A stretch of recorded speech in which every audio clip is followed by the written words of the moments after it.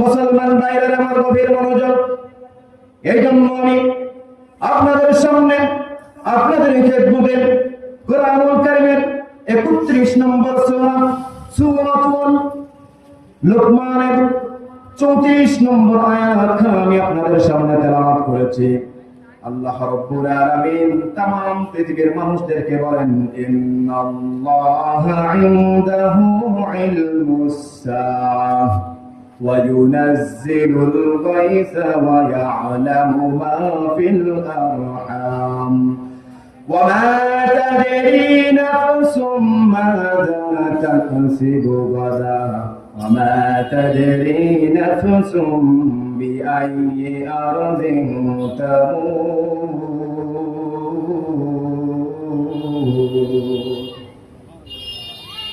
মুসলমান ভাইরা আল্লাহ রাব্বুল আলামিন কোরআনুল কারীমের 21 নম্বর পারা সূরা লুকমানের 34 নম্বর আয়াতের ভিতরে যে কথাগুলো বলেছে, এই কথাগুলো এখানে যদি আলোচনা করতে যাই তাহলে কমপক্ষে 2 ঘন্টা সময় লাগবে। এরপরও আমি আপনাদের সামনে সামারাইজ করে যতটুকু বলা যায় ততটুকু বলার চেষ্টা করব। সর্বপ্রথমে এই আয়াতের একটা শানে নজর আছে। তাফসীর পড়তে গিয়ে দেখলাম তাফসীরের ভিতরে এসেছে সর্বপ্রথম যে শানে নজরটা আছে, জগৎ বিখ্যাত আলেম তদানীন্তন সময়ের ইমাম মালিক রাহমাতুল্লাহি আলাইহি এমন একজন মানুষ ছিলেন, তিনি সাধারণ কোনো মানুষ না, তিনি ছিলেন তাবিঈ। ওই ব্যক্তিদেরকে বলা হয় যারা সাহাবীদেরকে দেখেছে, যারা সাহাবীদের কাছ থেকে জ্ঞান অন্বেষণ করেছে, যারা সাহাবীদের সঙ্গে ঘোরাফেরা করেছে, এই ব্যক্তিদেরকেই বলা হয় তাবিঈ। ইমাম মালিক এমন একজন ব্যক্তি ছিলেন, মদিনা শরীফে 1 নয় 2 নয় 17টা বছর তিনি জ্ঞানের ইসলামের কাজ করে দিয়েছেন। বলেন সুবহানাল্লাহ। হঠাৎ করে ইমাম মালিক রাহমাতুল্লাহি আলাইহি একদিন নবীজির রওজার পাশে গিয়ে ঘুমিয়ে পড়লেন। নবীজির রওজার পাশে যখন গিয়ে ঘুমিয়ে পড়লেন, গভীর ঘুমের ভিতরে হঠাৎ করে তিনি ঘুমের ভিতরে স্বপ্নের ভিতরে দেখতে পাচ্ছে আপনার আমার নবী রাহমাতাল লিল আলামিন নবীজি স্বপ্নের যুগের ভিতরে এসেছে, দেখা দিয়েছে। বলেন সুবহানাল্লাহ।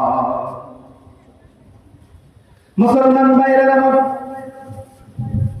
স্বপ্নের যুগে আসার পরে ইমাম মালিক রাহমাতুল্লাহি আলাইহি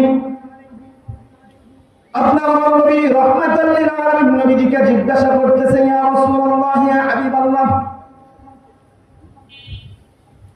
আপনার কাছে একটা প্রশ্ন করতে চাই।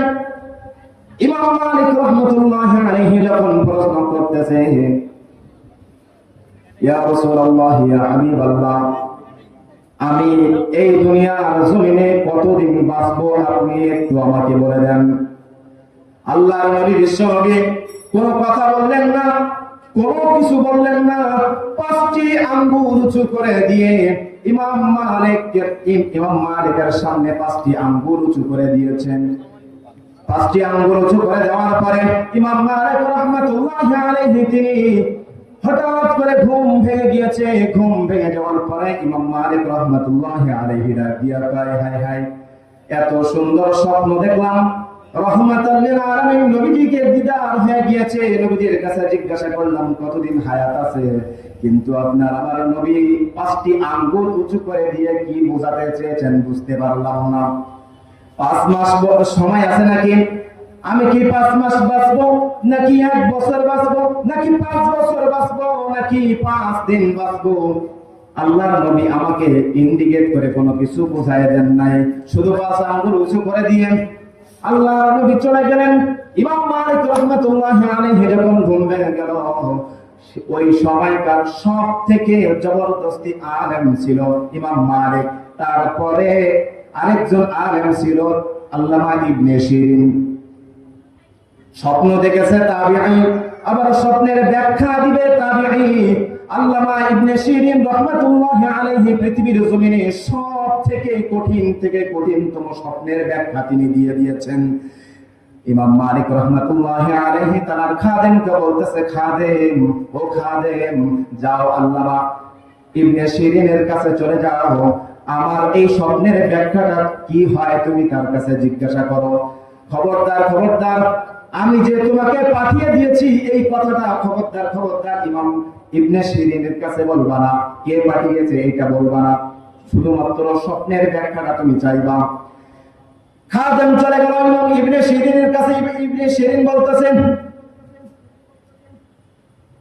ইবনে শিরিন বলতেছে, এত সুন্দর স্বপ্ন কে দেখেছে বলো? খাদেম বলতেছে, কে স্বপ্নে দেখেছে এইটা তো বলা যাবে না।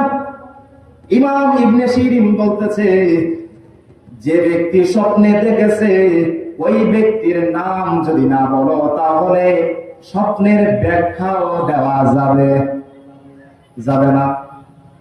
ইমাম ইবনে শিরিন রাহমাতুল্লাহি আলাইহি যখন এই কথা